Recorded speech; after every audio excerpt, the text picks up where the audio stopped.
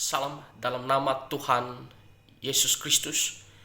Saudara-saudara, salah satu hal yang harus kita perhatikan sebagai anak-anak Tuhan yaitu mengenai hubungan kita terhadap sesama kita. Selama kita berada di dunia ini, kita berada di tengah-tengah orang-orang yang tentunya memiliki sifat yang berbeda-beda. Dan dalam kehidupan kita sehari-hari, kadang-kadang kita bisa menyakiti hati orang lain, tetapi juga orang lain bisa menyakiti hati kita. Jadi sebagai anak-anak Tuhan, bagaimana harus kita bersikap, terutama ketika kita disakiti, ketika kita orang berbuat jahat kepada kita, apa yang harus kita lakukan?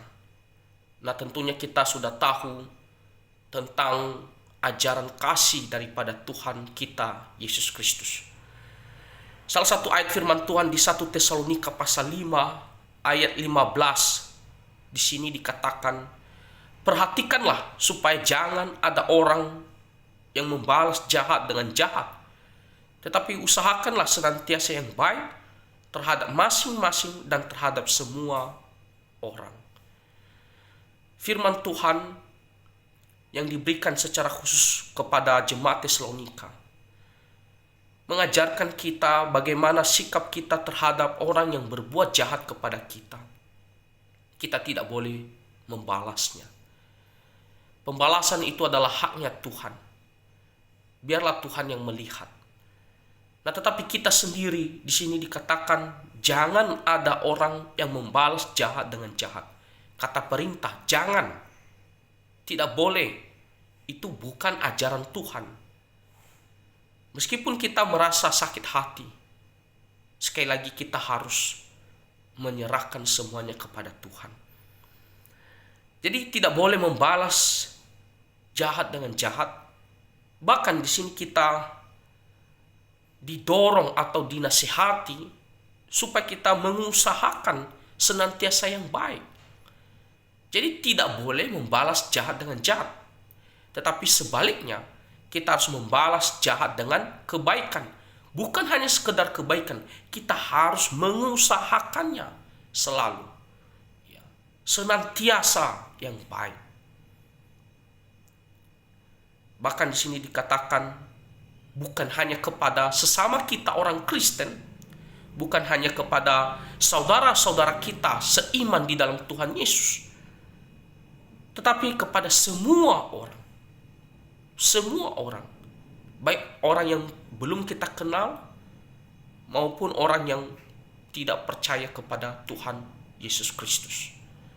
Itulah ajaran kasih daripada Tuhan kita Yesus Kristus.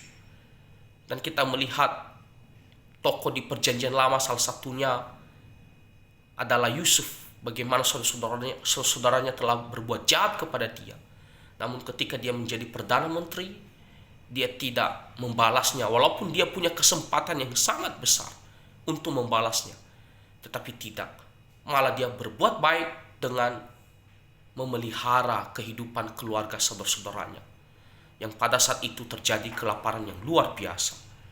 Lalu tokoh yang paling utama yang kita ingat adalah Tuhan Yesus. Tuhan Yesus ketika dia sudah dihina, dia dipukul, dia disalibkan, apa kata Tuhan Yesus?